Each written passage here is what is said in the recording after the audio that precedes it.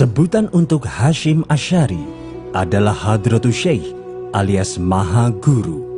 Dalam bukunya yang berjudul Guruku Orang-Orang dari Pesantren, Kiai Haji Saifuddin Zuhri yang pernah menjabat Menteri Agama Indonesia ke-10 pada masa Presiden Soekarno, yang juga ayah dari Menteri Agama di era Reformasi, Lukman Hakim Syaifuddin, Hadratus Syekh Hasyim Asy'ari adalah tokoh besar yang sangat bersahaja.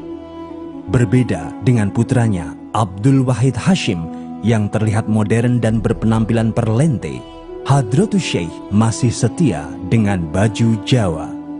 Pakaian yang dikenakan terlihat seperti piyama yang tak berkerah, berwarna putih kain katun, mengenakan sarung dan sorban, kemana-mana selalu membawa tongkat. Nah, waktu subuh, belum subuh, Mbak Hasyim keluar tuh, kan belum pakai tongkat tuh, tok, ini terdengar suaranya. Kalau saya tok, waduh sudah dengar. Mbak Yai Hasyim niku nggih menawi dinten Selasa menika nggih mulai ngaos Quran niku tiyang estri-estri. Kiai Haji Saifuddin Zuhri yang aktif di Gerakan Pemuda Ansor sejak 1939 dan pernah menjadi Komandan Divisi Hizbullah Jawa Tengah di bawah pimpinan Kolonel Sudirman pada peristiwa Palagan Ambarawa Oktober sampai Desember 1945 itu, menggambarkan sosok Kiai Haji Hasyim Asy'ari sebagai pribadi yang lembut tapi tegas dan berkarakter sebagai pemimpin.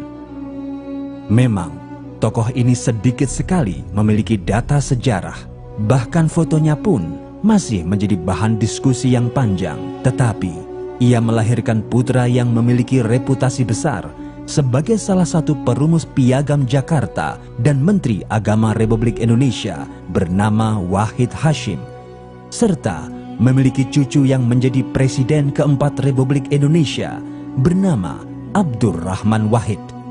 Peran Mbah Hasyim tentu tidak bisa dilepaskan karena sehari-hari beliau diwakili oleh Pak Wahid Hasyim.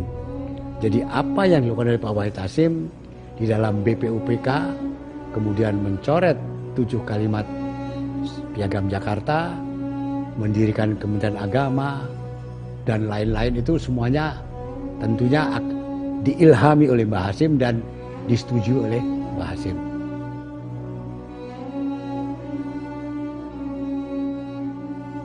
Kiai Haji Muhammad Hasyim Asy'ari adalah pendiri Pondok Pesantren Tebu Ireng Jombang, Jawa Timur, dan salah satu ulama pendiri organisasi muslim terbesar di Indonesia, Nahdlatul Ulama atau NU. Ia dilahirkan di Desa Keras, Kecamatan Diwe, Kabupaten Jombang, Jawa Timur pada tanggal 10 April 1871. Anak ketiga dari 11 bersaudara dari pasangan Nyai Halimah dan Kiai Asy'ari. Kiai Asy'ari sendiri adalah seorang ulama pejuang yang hijrah ke Jombang dari desa Tingkir, Jawa Tengah. Dia putra Kiai Abdurrahman yang masih memiliki garis silsilah hingga Jaka Tingkir, Sultan Kerajaan Pajang. Dari Jaka Tingkir ini, Kiai Haji Muhammad Hasyim Asy'ari memiliki silsilah darah agung Brawijaya V dan Sunan Giri. Sementara Nyai Halimah, ibu Muhammad Hasyim Asy'ari, adalah putri Kiai Usman, seorang pejuang eks pasukan Diponegoro, pendiri Pondok Pesantren Gedang, Tambak Beras, Jombang, Jawa Timur. Kiai Haji Masduki dari Keras menyebutkan, Nyai Halimah memiliki nama panggilan Winih yang berarti benih, agar kelak menumbuhkan anak cucu yang mau melayani agama dan bangsa.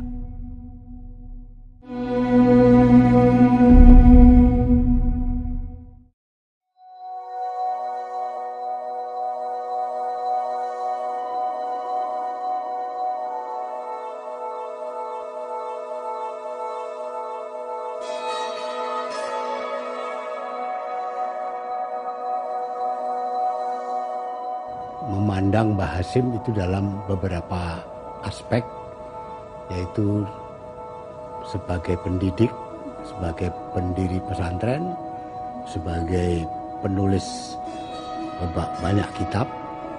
Yang kedua, sebagai tokoh Nahdlatul Ulama, yang ketiga sebagai tokoh Islam, yang keempat sebagai tokoh bangsa.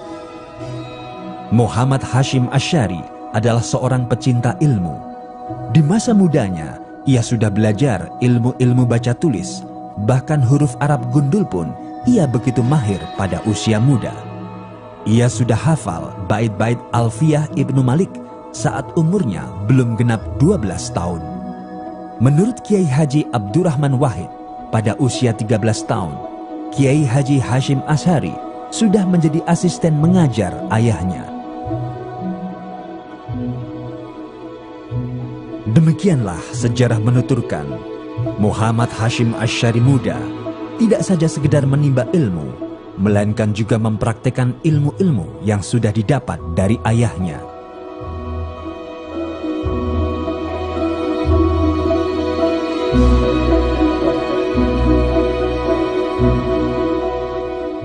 Silsilah keilmuan Kiai Haji Muhammad Hashim Asy'ari dapat diketahui dari perjalanannya menuntut ilmu. Pada usia 13 tahun, Muhammad Hashim Asy'ari menimba ilmu dari Kiai Usman. Dalam asuhan kakeknya, ia mengenal para kiai dan ulama, pejuang kemerdekaan yang diawasi ketat oleh Belanda. Sebab Belanda tidak ingin pemberontakan yang dipelopori oleh para kiai dan ulama membuat mereka bangkrut seperti pada Perang Diponegoro. Setelah berguru kepada kakeknya, Muhammad Hashim Asy'ari muda melanjutkan kelananya ke pesantren Wonokoyo Probolinggo. Dari Wonokoyo, ia berguru lagi kepada Kiai Ahmad Soleh Langitan Tuban, kepada Kiai Khalil Kademangan Bangkalan, dan kepada Kiai Soleh Umar Darat Semarang. Kiai Haji Dimyati Rois Kaliwungu menyebutkan ada 3 Kiai Soleh termasyhur saat itu yang menjadi guru Kiai Haji Muhammad Hashim Asy'ari, yaitu Kiai Soleh Umar Darat Semarang, Kiai Ahmad Soleh Langitan Tuban, dan Kiai Soleh Gresik. Ketika nyantri di Mbah Soleh Darat Semarang dan Langitan itulah Kiai Haji Muhammad Hashim Asy'ari berjumpa Kiai Haji Ahmad Dahlan, pendiri organisasi Muhammadiyah, yang kemudian bertemu lagi ketika keduanya menimba ilmu di Mekah. Jadi Hadratus Syekh ini, Mbah Hashim ini, saya kira hubungannya dengan Kiai Haji Ahmad Dahlan ini sangat dekat karena mereka belajar umumnya itu dengan guru-guru yang sama. Baik guru yang sama itu ada di halakah-halakah Masjidil Haram maupun juga di Madrasah Saulatiyah. Pada tahun 1890, Muhammad Hashim Asy'ari memperdalam ilmu tafsir kepada Kiai Yakub di Siwelan Panji Sidoarjo. Karena kecerdasannya, Kiai Yakub terpikat hati padanya. Hashim Asy'ari pun dipinang untuk menjadi menantunya, menjadi suami putrinya Khadijah. Berhasil menimba ilmu kepada ulama-ulama besar di tanah Jawa, Muhammad Hashim Asy'ari melanjutkan kelananya ke Mekah bersama istrinya. Namun gagal, istri dan anak pertamanya meninggal dunia ketika melahirkan. Hal ini membuat tekadnya sempat goyah. Pada tahun 1893, Muhammad Hashim Asy'ari kembali lagi ke Mekah bersama adik perempuannya Anis Asy'ari. Namun Anis Asy'ari pun meninggal dunia. Di bawah asuhan Syekh Mahfud Termas, ia mengaji kitab Sahih Bukhari. Ia mendapat ijazah sanad yang menandakan dirinya berhak mengajar kitab besar tersebut dan menyandang gelar Hadratus Syekh yang berarti Tuan Guru Besar. Di Mekah, Kiai Haji Muhammad Hashim Asy'ari juga mempelajari matematika, astronomi, fikih mazhab Syafi'i, dan tafsir Al-Manar karya Syekh Muhammad Abduh kepada Syekh Ahmad Khatib Minangkabau. Nah, selain belajar di Saulatiyah, mereka juga ikut halakah-halakah yang dipimpin oleh ada ulama-ulama Nusantara seperti Syekh Ahmad Khatib Al-Minangkabawi. Sebelumnya itu ada juga Syekh Nawawi Al-Bantani, kemudian juga ada Syekh Mahfuz At-Termasi. Jadi biasalah murid-murid Jawi ini, murid-murid asal Nusantara ini ya merasa dekat sekali dengan ulama-ulama yang sudah bermukim di Makkah dan Madinah. Menurut Kiai Haji Dalharwatu Congol, Kiai Haji Muhammad Hashim Asy'ari juga menghafal Al-Quran kepada Kiai Ali Hafid Demak. Demikianlah berbagai disiplin ilmu didalami Kiai Haji Muhammad Hashim Asy'ari.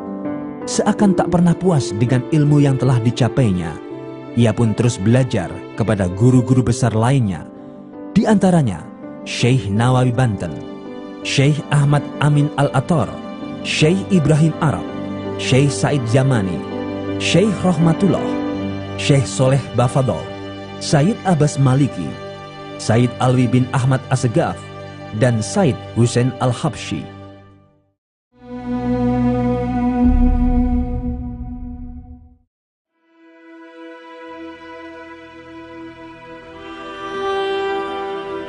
Pada tahun 1898, Kiai Haji Muhammad Hashim Asy'ari pulang ke tanah air dan mengajar di pesantren ayahnya di Keras, Jombang. Ia menikah dengan Khadijah. Namun 2 tahun menikah, Khadijah meninggal dunia. Kiai Haji Muhammad Hashim Asy'ari menikah lagi dengan Nafikoh, putri Kiai Ilyas dari pesantren Sewulan Madiun. Kiai Ilyas adalah keturunan Kiai Hasan Besari Ponorogo, salah satu guru pujangga besar bernama Ronggo Warsito. Dari Nafikoh, Kiai Haji Muhammad Hashim Asy'ari dikaruniai 10 orang anak: Hanah, Khairiyah, Aisyah, Azah, Abdul Wahid, Abdul Khalik, Ubaidillah, Masuroh, dan Muhammad Yusuf. Tahun 1899, gejolak darah muda Kiai Haji Muhammad Hashim Asy'ari mendidih. Ia tak lama tinggal di Keras. Dengan keberaniannya, ia memutuskan diri untuk mendirikan pondok pesantren Tebu Ireng di dekat pabrik gula Cukir. Beliau mendirikan pesantren di tempat yang rawan. Padahal sebenarnya kalau kita melihat dengan kacamata fisik, kita harus mendirikan pesantren di tempat yang mewah. Beliau justru tidak. Kenapa? Karena beliau dalam memandang keindahan lebih dekat dengan cara Imam Ghazali. Jadi beliau itu melihat keindahan dengan kacamata batin. Jadi tempat yang rawan, tempat yang banyak premannya. Di dekat pabrik gula Cukir itu, Kiai Haji Muhammad Hashim Asy'ari menghadapi dunia hitam yang marak dengan kekerasan dan prostitusi. Setiap malam, pondok pesantren Tebu Ireng diteror dan diancam oleh centeng-centeng suruhan Belanda. Santri-santri mengambil tempat tidur di tengah-tengah bilik mereka agar tak tertusuk senjata tajam. Kawasan Cukir pada era itu adalah simbol dari 3 kegelapan, yaitu kolonialisme Belanda, lokalisasi pelacuran, dan tempat mangkal para preman. Kehadiran Kiai Haji Muhammad Hashim Asy'ari untuk mendirikan pondok pesantren Tebu Ireng di tempat itu jelas membutuhkan keberanian dan nyali, selain kesiapan ilmu dan laku. Pada tahun 1900, Kiai Abbas dari Buntet Cirebon ke Tebu Ireng bersama kakak kandungnya, Kiai Soleh Zamzam Benda Kerep, Kiai Abdullah Pengurangan, dan Kiai Samsuri Wanatar untuk nyantri pada Kiai Hashim Asy'ari. Di pesantren Tebu Ireng, para pendekar muda dari tanah Sunda ini turut membantu santri-santri Tebu Ireng dari banyaknya gangguan para penjahat.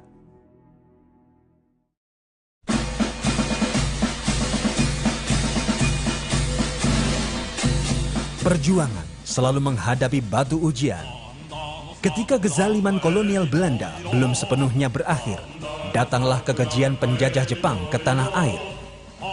Pada tahun 1942, Kiai Haji Hashim Asy'ari beserta beberapa santri ditahan dalam penjara oleh penjajah Jepang karena menolak Seikeri, yaitu sebuah penghormatan terhadap Kaisar Hirohito dan ketaatan pada Dewa Matahari. Seikeri ini dilakukan dengan membungkuk ke arah matahari terbit setiap pukul 7 pagi.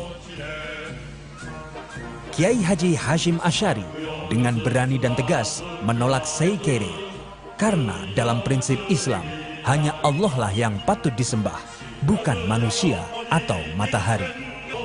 Selama dalam tahanan di Sidoarjo dan kemudian dipindah dalam penjara Koblen Buputan Surabaya ini, Kiai Haji Hashim Asy'ari banyak mengalami siksaan fisik yang hebat.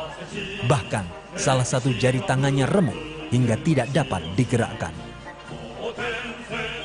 Setelah lebih 4 bulan lamanya di penjara dengan penuh siksaan, akhirnya pada tanggal 18 Agustus 1942, Kiai Haji Hashim Asy'ari dibebaskan karena banyaknya protes dari kalangan kiai dan santri kepada penjajah Jepang yang dikomando oleh Kiai Haji Wahab Hasbullah dan Kiai Haji Abdul Wahid Hashim. Maka kemudian sangat sedih Hashim ketika keluar dari penjara melihat orang-orang yang sudah sangat begitu semangatnya untuk segera menata diri menuju kepada kemerdekaan, ini menjadi orang lumbrak-lumbrik, bahkan bangga ketika harus berpenampilan kumal keluar dari pesantren ben diarani ahli tasawuf. Api perjuangan Kiai Haji Hashim Asy'ari tak pernah padam. Pada tahun 1934, saat Nyai Nafikoh wafat, jejak juang Hadratus Syekh tak kunjung surut. Dalam melanjutkan perjuangannya, Hadratus Syekh didampingi Nyai Masrurah, putri Kiai Hasan pengasuh pondok pesantren Kapurjo Pagu Kediri. Dari pernikahan ini, Hadratus Syekh dikaruniai 4 orang putra dan putri, yaitu Abdul Qadir, Fatimah, Khadijah, dan Muhammad Yakub.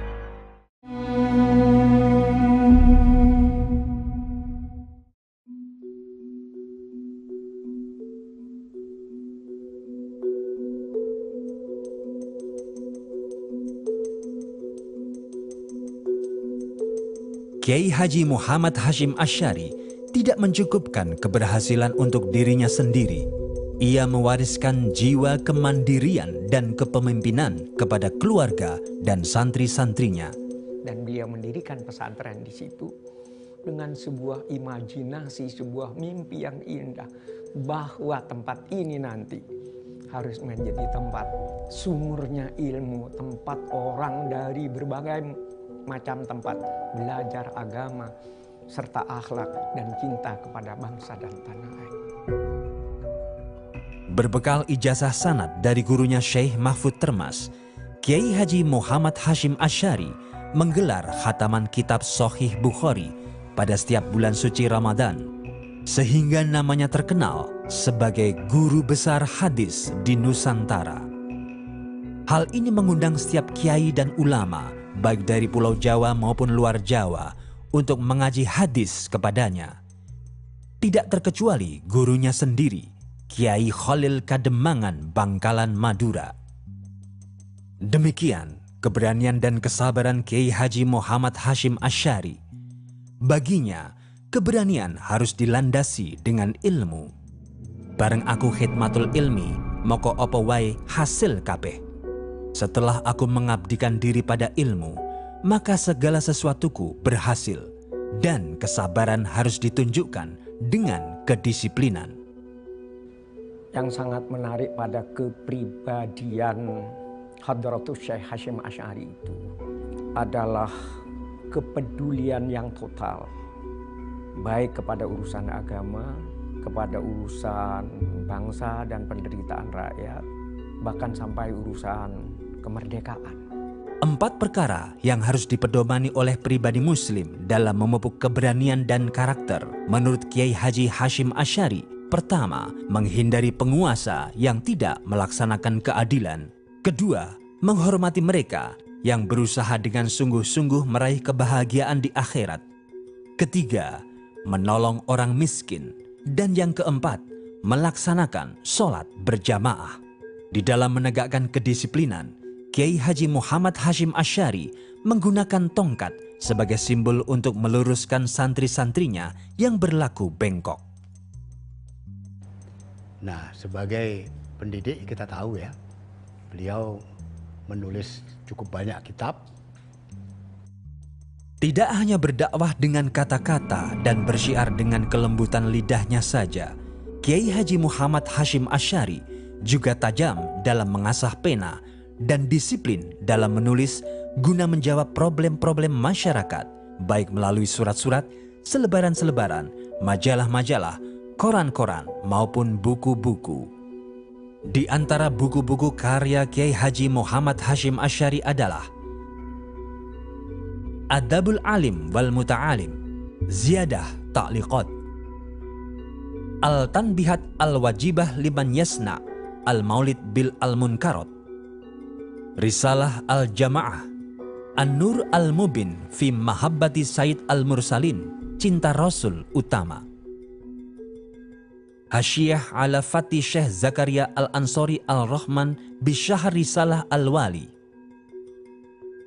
Al-Duror Al-Munqantirah fi Al-Masail Tis'a Asyara, Tamyiz Al-Haq an Al-Batil, Al-Tibyan fi Nahyi an Muqata'ati Al-Arkam wa Al-Aqarib wa Al-Ikhwan, Al-Risalah Al-Tauhidiyah, Al-Qolaid fi Bayani ma yujibu min Al-Aqaid. Dari 1919 ke 1922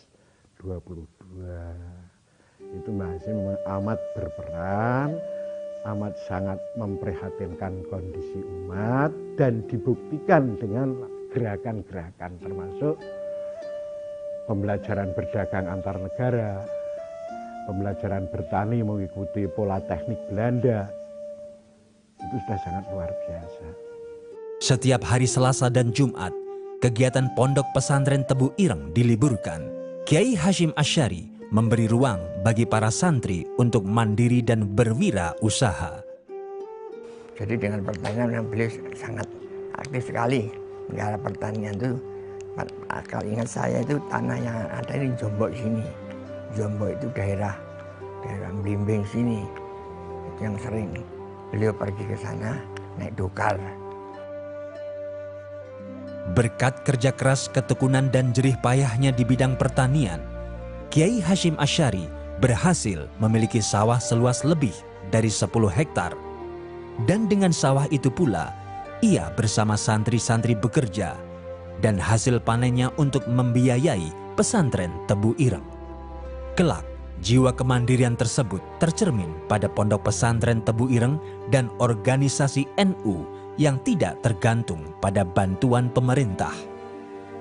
Jadi tidak hanya Mbah Hasyim bukan hanya sekedar ulama yang paham tentang agama, tentang hadis, tentang Quran, tafsir dan sebagainya, sekian fan agama, tapi Mbah Hasyim keluar itu justru diaplikasikan dalam bentuk kehidupan nyata.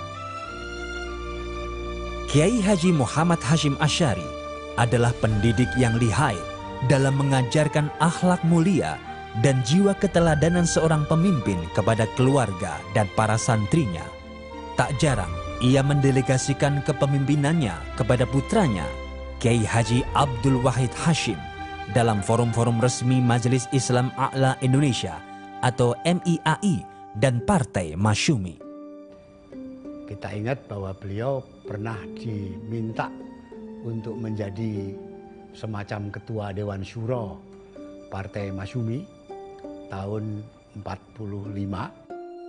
Nah, di situ beliau bisa memainkan peran secara baik yang dilakukan sehari-hari oleh putra beliau, yaitu Kiai Abdul Wahid Hasyim. Jiwa kepemimpinan Kiai Haji Abdul Wahid Hasyim terlihat ketika membentuk sayap militer Hizbullah di Masyumi dan Sabilillah di NU. Kiai Haji Abdul Wahid Hasyim putranya adalah salah satu anggota tim 9 BPUPKI dan PPKI yang merumuskan dan menandatangani Piagam Jakarta. Jadi apa yang dilakukan oleh Pak Wahid Hasyim di dalam BPUPK, kemudian mencoret 7 kalimat Piagam Jakarta, dan sebelumnya oleh Jepang diminta menjadi ketua Sumubu atau kantor urusan agama Jepang, mendirikan Kementerian Agama dan lain-lain, itu semuanya tentunya diilhami oleh Mbah Hasyim dan disetujui oleh Mbah Hasyim.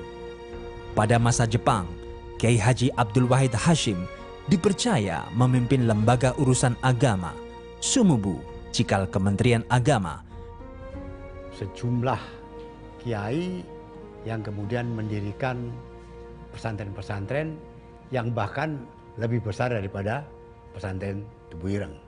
Jiwa kepemimpinan yang ditanamkan oleh Kiai Haji Muhammad Hashim Asy'ari kepada santri-santrinya dapat terlihat pada pribadi-pribadi yang berhasil dan menjadi kiai dengan pesantren besar, seperti Kiai Haji Jazuli Usman Ploso Kediri, Kiai Haji Abdul Manaf Lirboyo Kediri, Kiai Haji Bishri Sansuri Denanyar Jombang, Kiai Haji Hudori Tegalrejo Magelang, Kiai Haji Syafaat Blok Agung Banyuwangi, Kiai Haji Zen Syukri Palembang, Kiai Haji Muhid Muzadi Malang, Kiai Haji Adlan Ali Cukir, Kiai Haji Abdul Wahab Hasbuloh, Kiai Haji Ahmad Siddiq Jember, Kiai Haji Munasir Ali Mojokerto, Kiai Haji Ahyat Halimi Mojokerto, Kiai Haji Abbas Butet Cirebon, dan A. Hasan, pendiri organisasi Persis.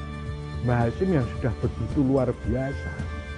Ini Mbah Hasyim mampu melahirkan tokoh-tokoh yang justru menurut saya melampaui Mbah Hasyim sendiri. Kayak Gus Dur. Ini yang sangat luar biasa, yang menjadi kegelisahan. Seharusnya kita jangan hanya sekedar kagum dengan Mbah Hasyim, tapi bagaimana Mbah Hasyim ini bisa melahirkan generasi yang melampaui dirinya itu. Begitulah ibarat menanam. Kiai Haji Muhammad Hashim Asy'ari adalah petani yang sukses, sehingga berbuah pada para santri dan anak cucunya. Salah seorang cucunya, Kiai Haji Abdurrahman Wahid, bukan saja dikenal sebagai Presiden RI keempat, melainkan juga seorang pejuang demokrasi dan kemanusiaan yang mendapat pengakuan dunia. Aku pengen duwe anak sing dadi kiai, sing dadi dokter, sing dadi insinyur.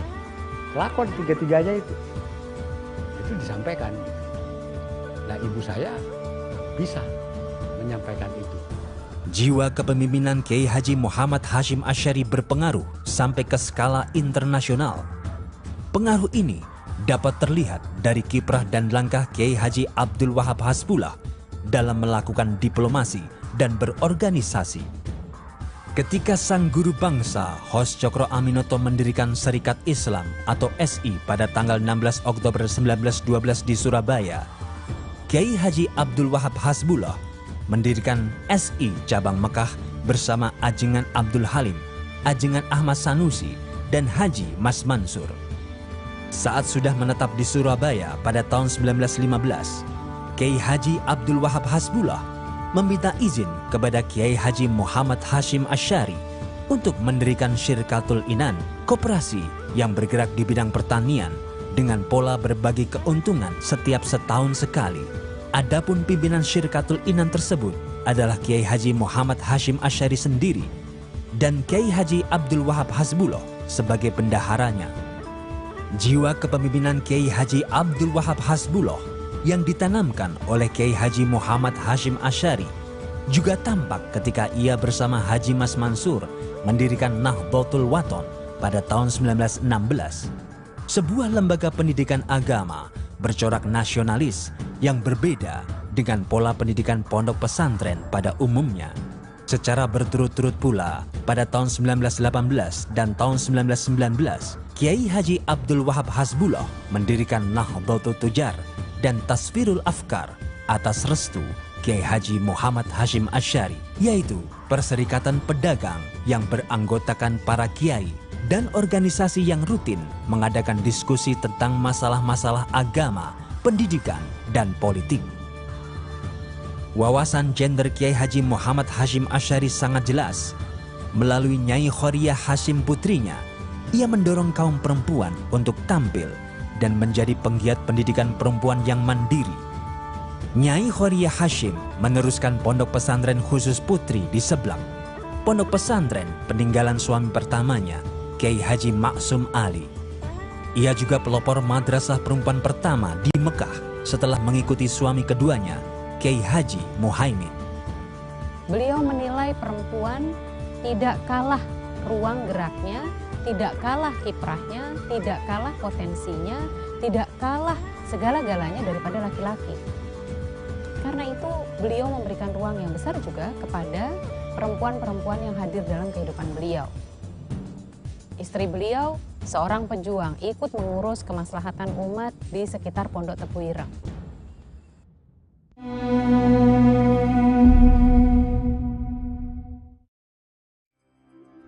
Luasnya pergaulan yang dibangun oleh Kiai Haji Muhammad Hashim Asy'ari telah meneguhkan dirinya sebagai sosok pemersatu dan berpengaruh di kalangan umat Islam dunia. Pada tahun 1924, ketika pemerintah kerajaan Arab Saudi melakukan pemurnian akidah, pembersihan tradisi dan situs-situs bersejarah, maka atas prakarsa Kiai Haji Abdul Wahab Hasbullah yang disetujui oleh Kiai Haji Muhammad Hashim Asy'ari, dibentuklah Komite Hijaz untuk memprotes langkah-langkah politik Raja Muhammad bin Saud, Raja Kerajaan Arab Saudi yang didukung oleh kelompok Wahabi dan Inggris yang dinilai telah merugikan sejarah umat Islam. Pada waktu itu situasi di semenanjung Arabia ya, secara keseluruhan, itu kekuatan-kekuatan Eropa bermain ya kan. Otaknya kan Inggris juga sebenarnya itu. Dan berapa ini bunuhnya berapa luar biasa itu. Dan juga Islam yang diajarkan, Islam yang sangat monolitik tuh.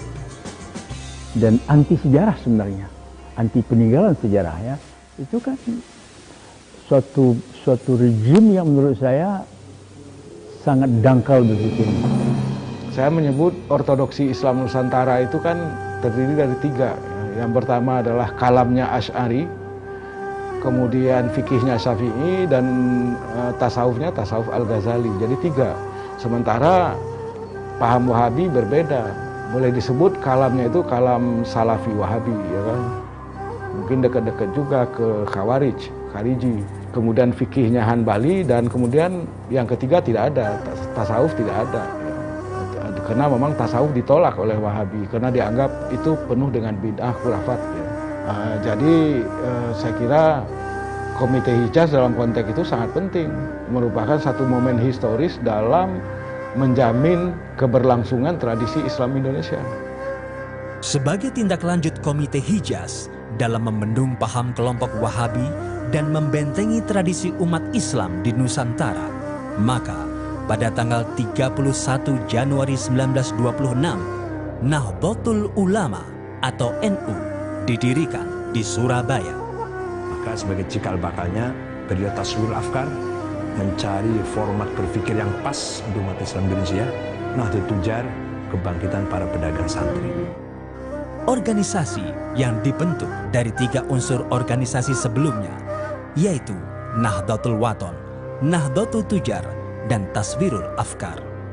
Dan yang pasti beliau itu seorang organisator, karena beliau mendirikan organisasi Nahdlatul Ulama untuk menyatukan gerakan para ulama, menyebutnya itu sebagai ya gerakan ulama, harakatul ulama ya, himayati wa islahil ummah, di dalam menjaga dan memperbaiki umat.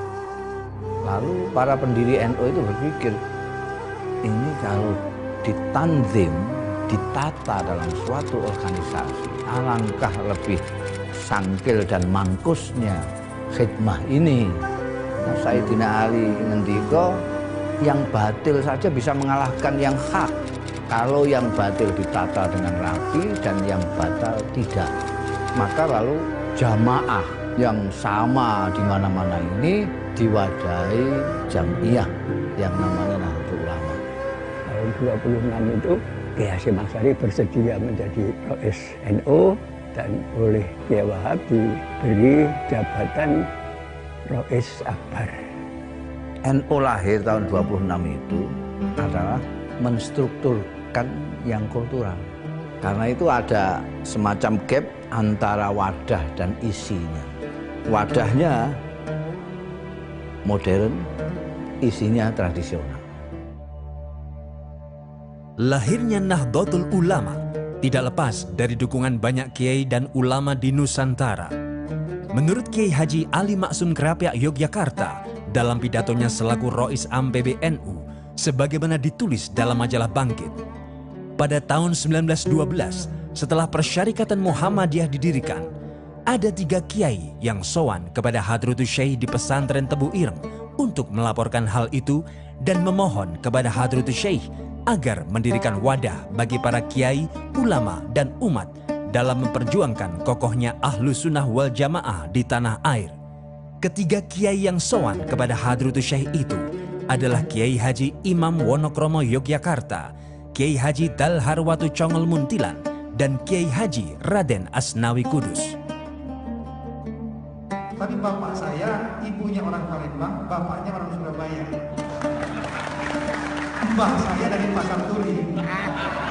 Dan sekolahnya di Pesantren Tepiran. Jadi kalau dikasih kartu anggota NU lagi, Pak, sudah menjadi warga NU. Pada organisasi Nahdlatul Ulama ini pula, tampak kemampuan Kiai Haji Muhammad Hashim Asy'ari sebagai peletak dasar ideologi dan benteng Ahlus Sunnah wal Jamaah. Melalui konun asasi organisasi NU, ia menegaskan 4 mazhab, Hanafi, Maliki, Syafi'i, dan Hambali di bidang hukum Islam. Mengikuti Imam Al-Ghazali dan Imam Junaid Al-Baghdadi di bidang tasawuf, serta Imam Abul Hasan Al-Asy'ari dan Imam Al-Maturidi di bidang teologi. Konun asasi itu bahasa Indonesianya anggaran dasar. Konun itu anggaran, undang-undang, asasi itu dasar. Kemudian biasanya anggaran dasar itu didahului oleh mukadimah atau pendahuluan. Mukadimah konun asasi itu pertama kali diucapkan oleh Hadratus Syekh Hashim Asy'ari ketika akan membuat anggaran dasar. Dan pidato itulah yang kemudian menjadi mukadimah konun asasi. Jadi konun asasi sebenarnya adalah patokan strategis untuk NU di mana melandingkan agama ke Indonesia. Kenapa NU harus punya anggaran dasar, punya konun asasi? Karena kalau tidak punya konun asasi, NU tidak akan punya hak badan hukum reh mersun.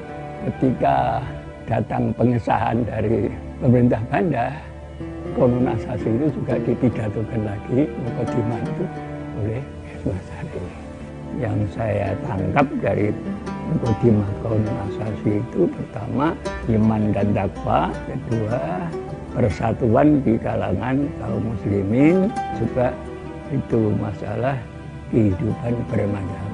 Oleh karena itu apapun yang terjadi, apa yang tercantum dalam mukadimah konun asasi tidak bisa berubah. Muktamar kapan saja tidak bisa merubah mukadimah konun asasi. Konun asasi ini yang menjadi landasan sikap organisasi NU yang bersifat tawasud, moderat, tasamuh, toleran, dan tawazun berimbang dalam mengawal Pancasila, Bhinneka Tunggal Ika, Negara Kesatuan Republik Indonesia, dan Undang-Undang Dasar 1945.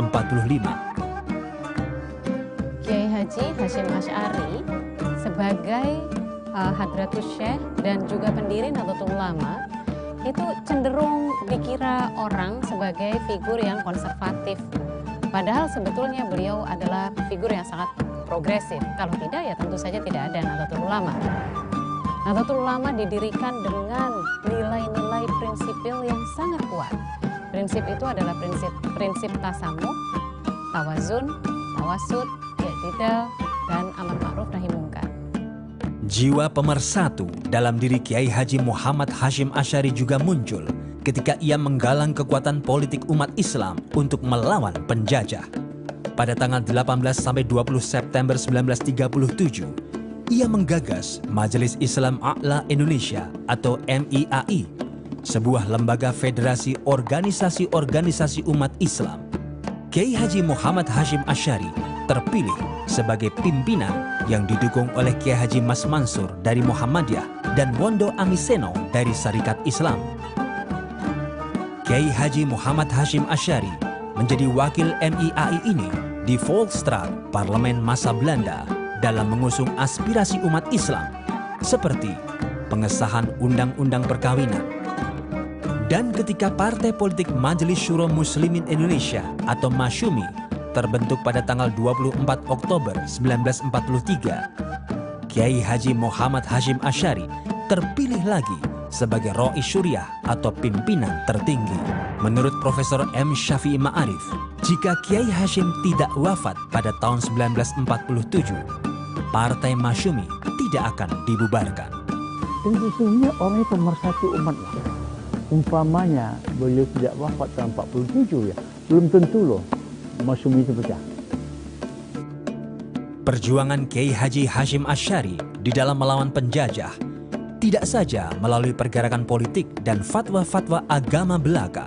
Berbagai cara ditempuh olehnya, termasuk di bidang kesenian. Kedekatan Kiai Haji Hashim Asy'ari terhadap keluasan seni tampak pada santrinya Asmuri atau ayah pelawak Sri Mulat Asmuni. Asmuri adalah seorang tokoh pemeran ludruk. Pada suatu hari, Asmuri dipanggil oleh Kiai Haji Hashim Asy'ari. "Ri, awakmu ojo ngludruk ae, gawe ono gambus," ujarnya. Setelah ditegur oleh gurunya, Asmuri pun menggelar kesenian gambus di pondok pesantren Tebu Ireng yang kemudian diberi nama Al-Misri. Pada masa penjajahan, kesenian tidak saja berfungsi sebagai hiburan. Kesenian digunakan untuk menyampaikan pesan-pesan rahasia antar para pejuang, sehingga belakangan dikenal dengan sebutan sandiwara yang berarti menyampaikan pesan rahasia. Seperti kesenian ludruk yang sangat terkenal di daerah Jombang hingga Surabaya, kesenian tersebut digunakan oleh Cak Durosin untuk melawan Jepang. Sebagaimana parikannya berikut: "Pagupon omahe doro, melu nipon tambah sengsara. Pagupon rumah burung dara, ikut nipon tambah sengsara." Menurut Kiai Haji Abdurrahman Wahid, kesenian ludruk sebagai media penyampai pesan dari kalangan pondok pesantren tidak menggunakan pemeran perempuan sesuai ketentuan hukum Islam. Seorang perempuan tidak boleh tampil sebagai penghibur di muka umum kala itu. Sebagai kesenian yang lahir dari rahim pesantren, oleh karena itu pemeran ludruk semua laki-laki.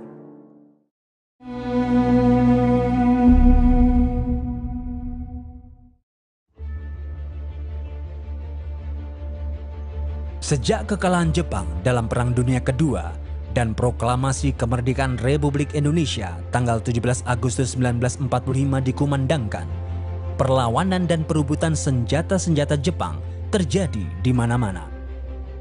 Hal ini mengundang inisiatif Inggris melalui Allied Force Netherlands East Indies atau AFNI, pasukan sekutu yang dikirim ke Indonesia untuk mengambil alih pemerintahan dari kekuasaan Jepang.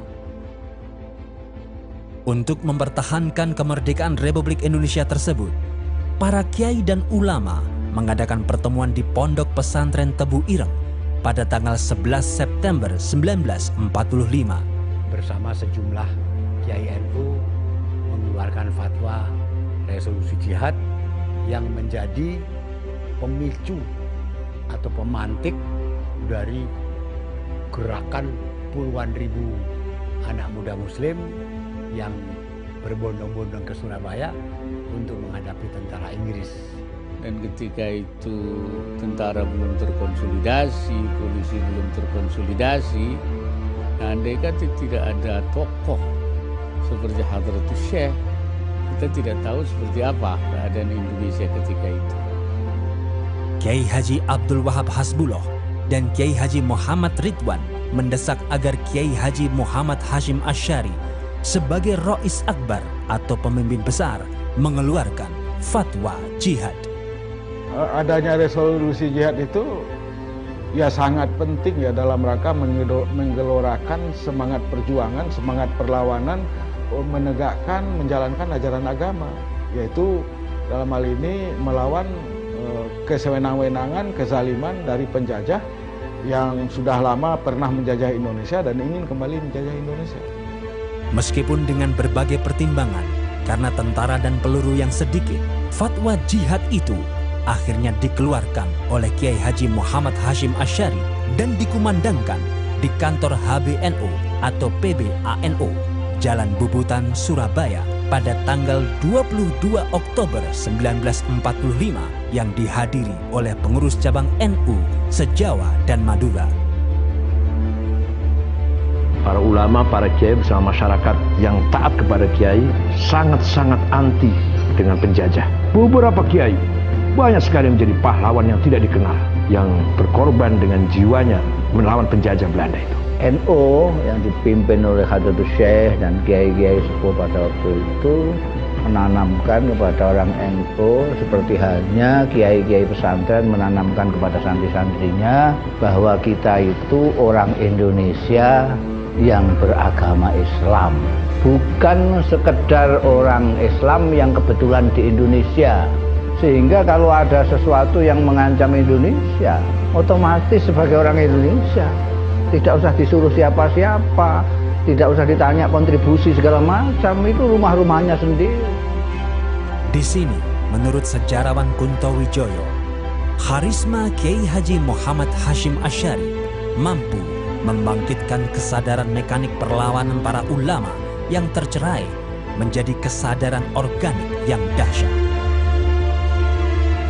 25 Oktober 1945, ketika Inggris menurunkan 6.000 tentara di Surabaya yang ditunggangi oleh Netherlands Indies Civil Administration atau NICA yang menewaskan Brigadir Jenderal mengeluarkan ultimatum kepada pasukan Indonesia di Surabaya agar menyerahkan senjata tanpa syarat pada tanggal 9 November 1945. Ia mengerahkan kekuatan darat, laut, dan udara untuk membombardir kota Surabaya. Mendengar informasi bahwa NICA membonceng sekutu akan menyerang ke Surabaya, Bung Karno minta fatwa kepada Kiai Haji Hashim Asy'ari. Fatwa jihad. Itulah lahirnya resolusi jihad. Fatwa jihad yang dikeluarkan oleh Rois Akbar Kiai Haji Muhammad Hashim Asy'ari yang kemudian dikenal sebagai resolusi jihad tersebut telah menggelorkan semangat Bung Tomo untuk mengumandangkan perang semesta pada tanggal 10 November 1945. Fatwa jihad dari Syekh Hashim Asy'ari saya rasa belum tentu lah ya. Bung Tomo begitu berkibar ya, berkobar mengucap Allahu Akbar itu ya, takbir itu. Akhirnya dia merasa mendapat dukungan spiritual yang luar biasa dari ini. Jadi seorang ulama besar ya. Bismillahirrahmanirrahim. Allahu Akbar, Allahu Akbar, Allahu Akbar. Saudara-saudara, rakyat selatan di seluruh Indonesia,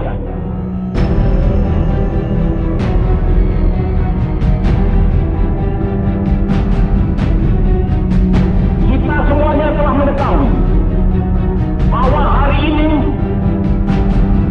tentara Inggris telah menyebarkan pamflet-pamflet yang memberikan suatu ancaman kepada kita semua. Mereka telah minta supaya kita semua datang pada mereka itu dengan membawa bendera putih, tanda bahwa kita menyerah kepada mereka. Tanpa resolusi jihad, maka tidak ada perlawanan yang heroik. Jika tidak ada perlawanan heroik, berarti tidak ada hari pahlawan tanggal 10 November. Dan bisa mungkin mustahil bangsa Indonesia ada seperti saat ini. Kiai Hashim Asy'ari adalah pahlawan nasional yang mendeklarasikan perang mempertahankan kemerdekaan sebagai perang jihad. 2 minggu sebelum pertempuran 10 November di Surabaya, tepatnya tanggal 22 Oktober 1945, beliau yang mencetuskan fatwa resolusi jihad yang menggerakkan ribuan santri untuk ikut berjuang. Dengarkanlah ini jawaban kita, ini jawaban rakyat Surabaya, ini jawaban pemuda Indonesia. Selama banteng-banteng Indonesia masih mempunyai darah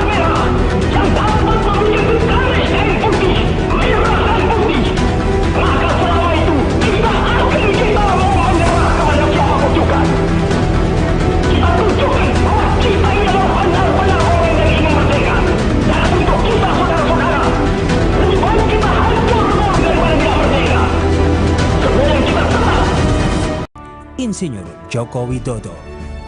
Mengucap Bismillahirrahmanirrahim, saya resmikan Masjid Raya Kiai Haji Hasyim Asy'ari di Jakarta Barat, DKI Jakarta.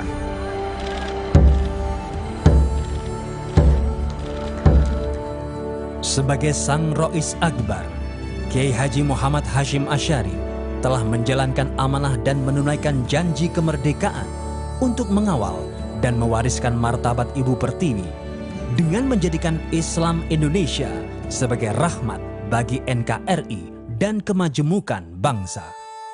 Gelar kepahlawanan yang telah disandangnya telah berbuah manis menjadi suri tauladan bagi seluruh rakyat Indonesia dengan mewariskan para pahlawan dan tokoh bangsa.